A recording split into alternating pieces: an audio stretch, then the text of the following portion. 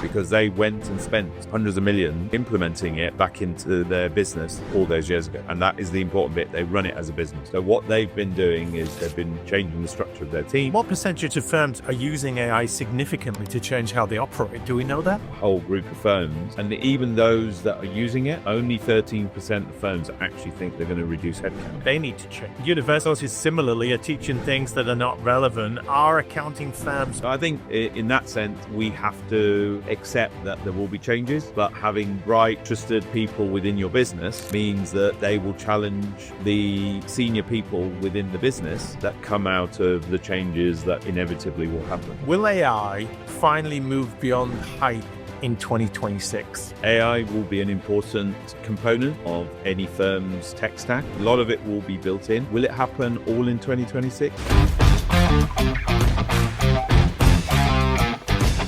What's coming up in 2026? Can we predict with any certainty what's happening in the world of accounting? Well, I have some thoughts. Somebody with more thoughts than me is Vipul Sheth from Advancetrack Outsourcing. We're going to ask you 5 questions, Vipul. It's lovely to have you with us. This is almost a part 2. You just did an excellent episode with us on the talent index that you run. Thanks for joining us today. No, thank you, Rob. So we've got 5 questions for 2026 that we put together for you. You talk to accounting firms all the time. You've been in this space a long time. You've seen a huge amount of change and trends going on. So right out of the gate, let me ask you the big question that our viewers, listeners here are wanting to know. Will AI finally move beyond hype in 2026? We've heard so much about it. And what should firms be focusing on? I think AI will be an important component of any firm's tech stack. A lot of it will be built in, but will it happen all in 2026? Probably not. Like everything, email. I first started using email in my early career, and I remember a laptop. I think like all these things change, and now we have our mobile phone has more power than the early desktop machines, which were many, many times the size. So I think AI is something that will inevitably have an impact. Will it all happen in 2026? No, it won't. But we should be encouraging firms to explore what they can't do. But I think where it will have an impact, especially now, is going to be around admin, reporting, tax processing, very strict, if you like. We know what it is.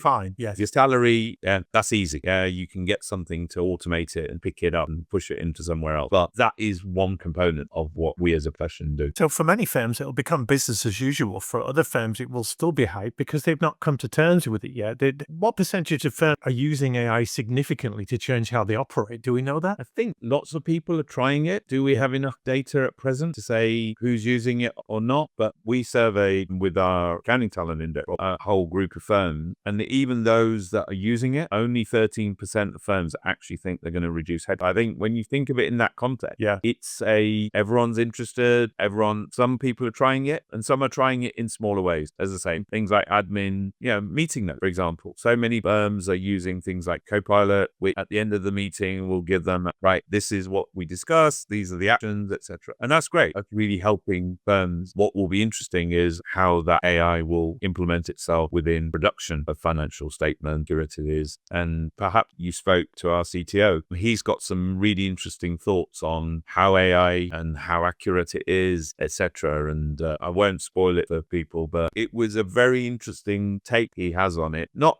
actually, there's some report out there, and it's something that you call hallucination, which it's a term that I've come to learn recently. And it reminded me of for viewers outside of the UK, you perhaps won't know about this, but there was a scandal in the UK about the post office, and Fujitsu developed some software, and that's what we're starting to see with some of this is AI think the accounts need to balance, but then they put fake transactions in to make it balance. And that's a really scary place. I'm sure over time it will be addressed. Those sorts of challenges that are in the world of AI are going to have to address before we can all safely say, yes, we can rely upon this as a way of actually doing it. So the key will be, how do we manage the AI and make sure that it's telling us things and it's surfacing up what those challenges are that we're facing. We talked about, will AI reduce headcount? Question 2, is the talent crisis now a permanent feature of the profession, or is that all going to blow over? I think what we're increasingly seeing is youngsters are not coming into the profession as much as they were. Attracting them, is it, people? It's not attracting them. So I think number one, that, and given the demographic of the profession, a large number are leaving. A large number already left during and not long after COVID, especially if they were financially capable of actually retiring early. If you've lost people close to you in COVID and you're thinking, I've got the money, I've got my health, why would I carry on? So there's been this huge surge of people leaving the profession as well. But technology is there to enable them. And obviously there's the world of outsourcing and offshoring as well brought that. I saw one stat from your accounting talent index that said 94% of firms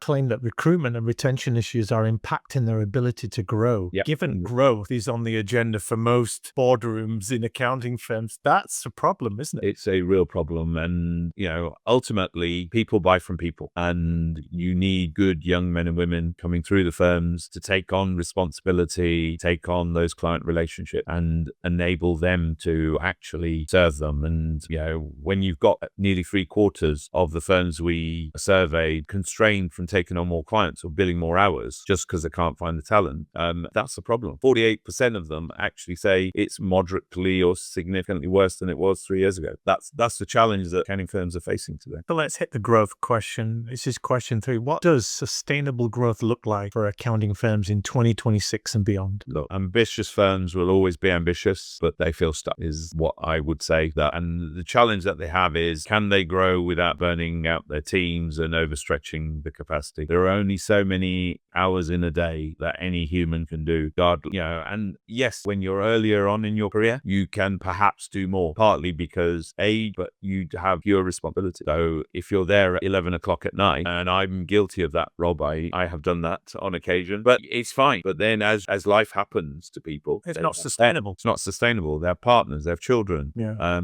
and they have other responsibilities when it comes to family. And suddenly that's not sustainable. And even when you're young, you'll say, right, I need 2 weeks or whatever it is. And I think that's the challenge that we all have. And what you don't want is the leadership partners, she taking on more. Historically, we've seen in the surveys that we've run, partners are the ones that end up doing an extra day a week work. You can only sustain that so long without it impacting your health and your ability to do the job. I'm getting a sense from you too, Vipul, that to drive sustainable growth, you need to make some tough decisions. You need to be ruthless. You need to be courageous about the people you're bringing in, how you're setting your firm up, the story that you're telling, the strategic partnerships that you've got. There's a lot that you need to make tough calls on. Yeah. So I think, in the past, what it was always, get more people, you get more work out the door. Yeah, it was that equation, wasn't it? It was that equation. Yeah. Now it's about efficiency and focus. Like, what you want to deliver, the type of clients you want to work with, how you want to work with. And then the other thing that you need to think about is, because the world is now available to you, whether that's technology or people, what do you do in the house? What are you really good at within your firm? Focus your people on doing that, because they'll get more out of it as a result. You'll get more out of it because you'll be more profitable, because all of them are performing at the highest level. What do you outsource? And then what do you automate? If you actually think about that very clearly, that will make the difference. And that's where it comes down to strategically partnering with the right people, whether it's an outsourcer, which tech are you going to use, and do you need to therefore then have experts in certain niches that allow you to scale that business in a way that is sustainable. That is the key. If it's not sustainable, somewhere along the line, you're going to say, right, it will break, and none of us want that. I'm fond of the phrase that anyone can make money when the economy's good. When the sun is shining, anyone can do well, and you can be poor or average and do well. But when things are tight and things are uncertain like they are, firms need to be really tight on their strategies. So this is great, Vipul. We've got question 4 coming up. Is the traditional firm structure business model fit for purpose in 2020? Wow. Okay. Just a small question for there. Well, look, I always, having worked in 2 Big 4 firms, the one thing that I will say is they will always test new ways of doing business, whether it's technology, whether it's people and the way teams are structured. I think they're always the ones to look at, because the one thing I can assure you is they are super successful at making money for the partners. And that's not a bad thing. I think if you work your socks off to get to that place, you should have the right to earn whatever you then go on to earn. But for the rest of the profession, there's a lot to learn. When I look at technology that is now being rolled out in firms across the world, some of that technology I saw in the late 90s in these firms.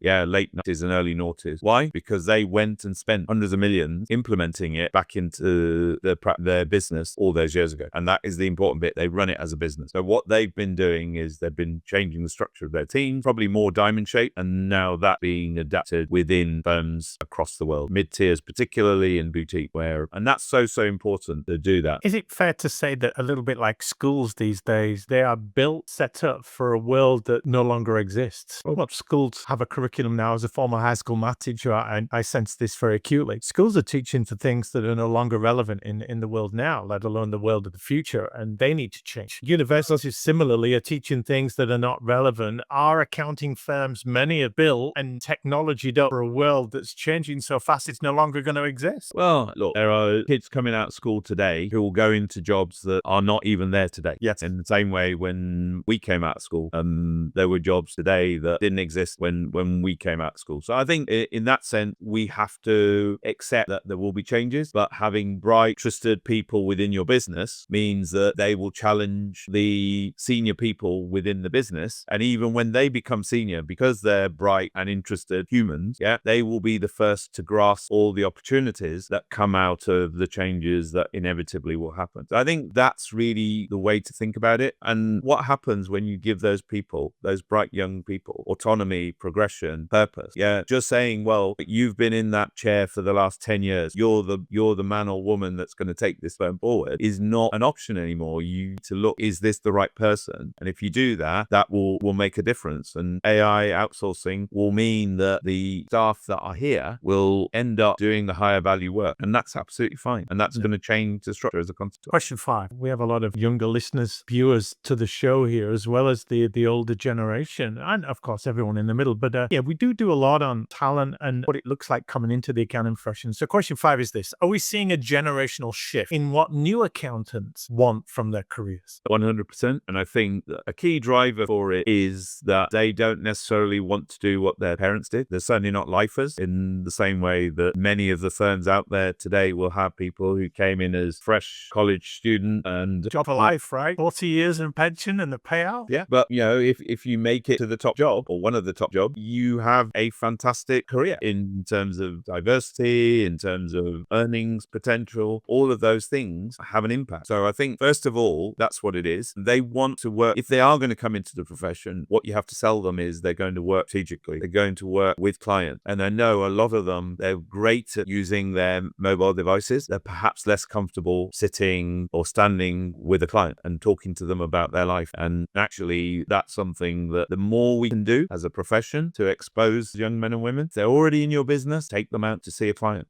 Make them sit in a car with you. It's amazing how much you can learn as a young man or woman with a more experienced head. And it can just happen in the car drive to the client. You'll say, right, before we go and see them, give me 5 things that they've done in the last 6 months or whatever it is, and then give them the opportunity to ask the question. Because if you do that, what's going to happen? It will allow them to engage with the client. I think certainly that. I think in terms of doing the routine work, make it easier for them. Build the process. I always talk about, as I say, I worked in big 4 firms. What they had was process. It didn't matter who was at the wheel. The job got done. And that where process comes in, make it tech enabled because that's what they like. Fantastic. You made my life easier. I did that job in half the time it would have taken somebody 5 years ago. That's a good thing. But having it tech enabled, it doesn't matter where the work's done. And I think that is the other key. It's about managing that volume of work and managing it sensibly, and allows your in-house teams to focus on the things that clients genuinely care about. And believe it or not, they won't ask you if you're not engaged with them. They won't ask you for that advice. I think I've shared with many my own personal story, but my parents' accountant made a point of ringing his client every month. Might have asked, just how are you? And remarkably, he managed to retire in his mid-50s. And he managed to do that because he built a machine, really, but the machine was not built on technology. It was built on human relationships. Those business owners, like everyone perhaps listening to this, has their own challenges and they just want somebody to talk to. And there's very few people they trust as much as their accountant. And I think we just need to understand how valuable we are as a profession to those business owners. That's very wise. It's a wonderful way to finish it. Vipul Sheth, we really appreciate your insights today. Let me just leave it and ask you this. This is Q4 now, 2025, as we record this, but we're putting it out. What are your parting words to the audience here to help them already start thinking about the future? What I would say is don't be scared of technology. Talent will come. You have to build a business that will attract those people, and you'll attract those people if you give them the interesting work. And that will only happen if you use technology first, and then people like us who can give you that additional resource. I would say that, wouldn't I? But my point in all of this is just be sensible about how you run your firm. And if you do that, your clients will love you and the people that are in your business will love you. Sounds like a plan. Vipul Sheth, it's been a pleasure. Thank you so much for your time and your passion today. Thank you so much, Rob.